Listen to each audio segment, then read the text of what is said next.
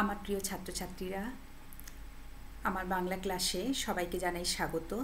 আজ আমি বাংলা ব্যাকরণের অত্যন্ত গুরুত্বপূর্ণ একটা অধ্যায় অব্যয় পদ সম্পর্কে বিস্তারিতভাবে আলোচনা করব। তোমরা ভিডিওটা শুরু থেকে শেষ পর্যন্ত খুব ভালো করে দেখতে থাকো, তাহলে তোমাদের কাছে অব্যয় পদ নির্ণয় খুব সহজ হয়ে দাঁড়াবে। তো চলো আজকের আলোচনা শুরু করা যাক। প্রথমেই অব্যয় পদে প্রবেশের পূর্বে আমরা জেনে নেব পদ কী। তাহলে পদ আমরা কাকে বলবো?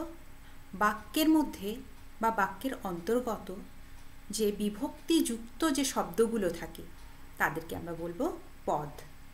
এবং সেই পদগুলো বিভিন্ন প্রকারের পদ, অর্থাৎ আমরা দেখতে পাচ্ছি এখানে ছকের মাধ্যমে পদ মোট 5 প্রকারের হয়।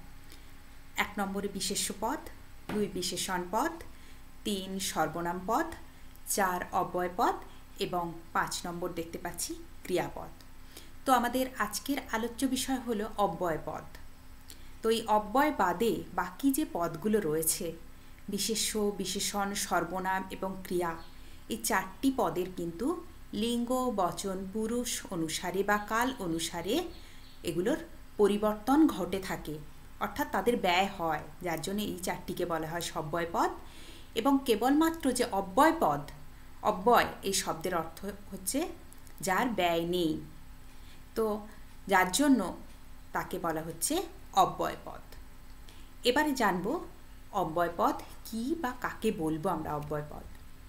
লিঙ্গ, বচন, পুরুষ অনুসারে যে পদের কোনো ব্যয় বা রূপান্তর ঘটে না তাকে বলবো অব্যয় পদ। তো এই অব্যয় পদের কাজ কি? কাজ জেনে নেব। পদের সঙ্গে পদের বা বাক্যের সঙ্গে বাক্যের সংযোগ স্থাপন করাই হলো অব্যয় পদের কাজ। এবারে জেনে নেব অব্যয় পদের শ্রেণী বিভাগ। দেখতে পাচ্ছি অব্যয় পদকে মোট 4টি ভাগে ভাগ করা হয়ে থাকে। 1 পদান্বয়ী, 2 সমুচ্চয়ী, 3 অনন্বয়ী এবং 4 হচ্ছে ধন্যাত্মক অব্যয়।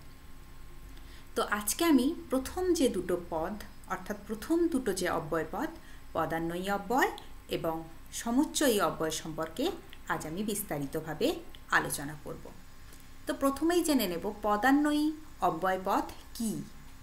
যে পদ বাক্যমধ্যস্থ এক পদের সঙ্গে আরেক পদের সম্পর্ক নির্দেশ করে তাকে আমরা বলবো পদান্বয়ী অব্যয়, অর্থাৎ পদ যুক্ত অন্বয়ী, অর্থাৎ পদের সঙ্গে পদের অন্বয় বা সম্পর্ক স্থাপন হচ্ছে পদান্বয়ী অব্যয়ের কাজ।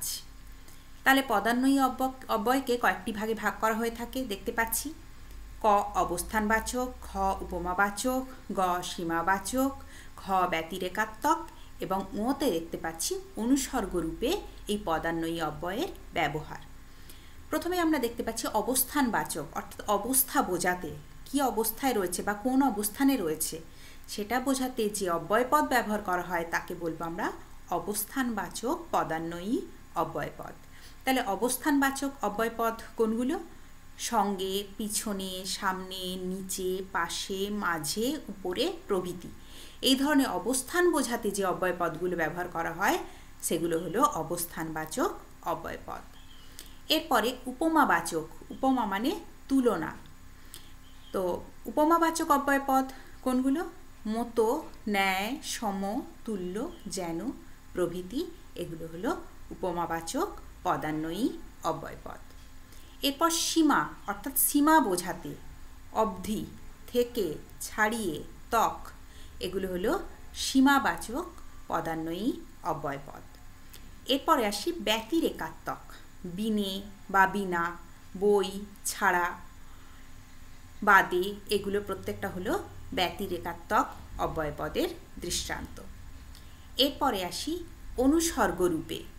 অনুসর্গরূপে কোনগুলো?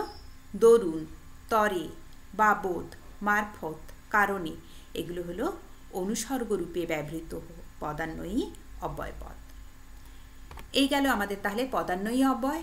এরপরে আসবো সমুচ্চয়ী অব্যয় পদ কী বা কাকে বলবো আমরা জেনে নেব। যে অব্যয় একাধিক পদের বা বাক্যের সংযোগ, বিয়োগ, সংকোচন প্রভৃতি সাধন করে তাকে বলবো আমরা সমুচ্চয়ী অব্যয়। সমুচ্চয়ী অব্যয়কে কয়েকটি ভাগে ভাগ করে আমরা এখানে আলোচনা করা হয়েছে দেখে নেব এবারে।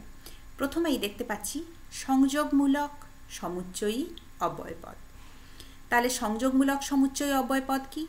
দুই বা তার বেশি বাক্য বা পদকে সংযুক্ত করে যে অব্যয়পদ তাকে আমরা বলবো সংযোগমূলক সমুচ্চয়ী অব্যয়পদ।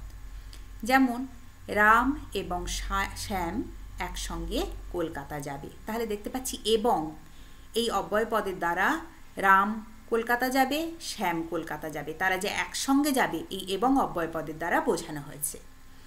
এরপরে দেখতে পাচ্ছি বিয়োজক বা বৈকল্পিক।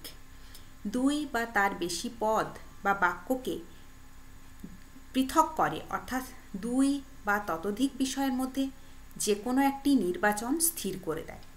যেমন কেমন দেখতে পাচ্ছি, তুমি নিজে যাও, না হয় আমাকে পাঠাও। এখানে নিজে যাওয়া অথবা আমাকে পাঠানো যে কোনো একটা বিষয়কে নির্বাচন স্থির করে দেওয়া হচ্ছে না হয় এই অব্যয়পদের মাধ্যমে। তাই এটি বিয়োজক বা বৈকল্পিক সমুচ্চয়ী অব্যয়পদ। এরপরে আমরা দেখতে পাচ্ছি সমুচ্চয়ী অব্যয়পদের তৃতীয় শ্রেণীবিভাগ ব্যতিরেকাত্মক সমুচ্চয়ী অব্যয়পদ। ব্যতিরেকাত্মক কোনগুলো? অভাব বা ভেদ অর্থ যখন প্রকাশ করবে তখন তাকে আমরা বলবো ব্যতিরেকাত্মক সমুচ্চয়ী অব্যয়পদ। যেমন আমরা দেখতে পাচ্ছি সত্য কথা বলো নতুবা শাস্তি পাবে।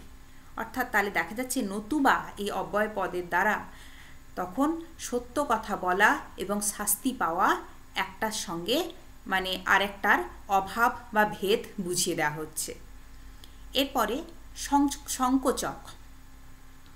স্বাভাবিক বা আশঙ্কিত ফল না বুঝিয়ে তার বিপরীত ফলটিকে যখন বোঝানো হবে তখন তাকে আমরা বলবো সমুচ্চয়ী অব্যয়পদ। সংকোচক। যেমন যত শাস্তি দেবার দিন তবু বন্দে মাতরম ভুলব না। এই তবু এই অব্যয়টি হলো সংকোচক। এরপরে আসি হেতুবোধক। হেতু কথার অর্থ হচ্ছে কারণ। হেতু বা কারণ বুঝিয়ে দুটো বাক্যকে সংযুক্ত যখন করবে যে অব্যয়পদ তখন তাকে হেতুবোধক সমুচ্চয়ী অব্যয়পদ বলবো। যেমন বাড়ি আমাকে যেতেই হবে, কেননা এ আমার মায়ের আদেশ। এখানে এই কেননা এটা হচ্ছে হেতু বা কারণ বোঝাতে ব্যবহৃত হয়েছে। এরপরে দেখতে পাচ্ছি সিদ্ধান্তবাচক। যখন কোনো সিদ্ধান্ত বা মীমাংসা করে দুটি বাক্যকে সংযুক্ত করা হবে। যেমন সবাই সে স্থান ত্যাগ করলো, সুতরাং এটা হচ্ছে ত্যাগ করার জন্য সিদ্ধান্ত। কীরকম? সুতরাং তাকেও ত্যাগ করতে হলো। এটা তাকেও হবে, ও হবে, তো তাকেও ত্যাগ করতে হলো। এই সুতরাং এটা হলো সিদ্ধান্তবাচক সমুচ্চয়ী অব্যয়পদ। এরপরে আসি সংশয়সূচক। সংশয় কথার অর্থই হচ্ছে সন্দেহ। যখন কোনো সন্দেহ প্রকাশ করে যে অব্যয়পদ ব্যবহৃত হবে তখন তাকে আমরা বলবো সংশয়সূচক সমুচ্চয়ী অব্যয়পদ। যেমন ওই বুঝি বাঁশি বাজে। বুঝি এটার দ্বারা সংশয় বা সন্দেহ বোঝানো হচ্ছে বলে এটা সংশয়সূচক সমুচ্চয়ী অব্যয়পদ।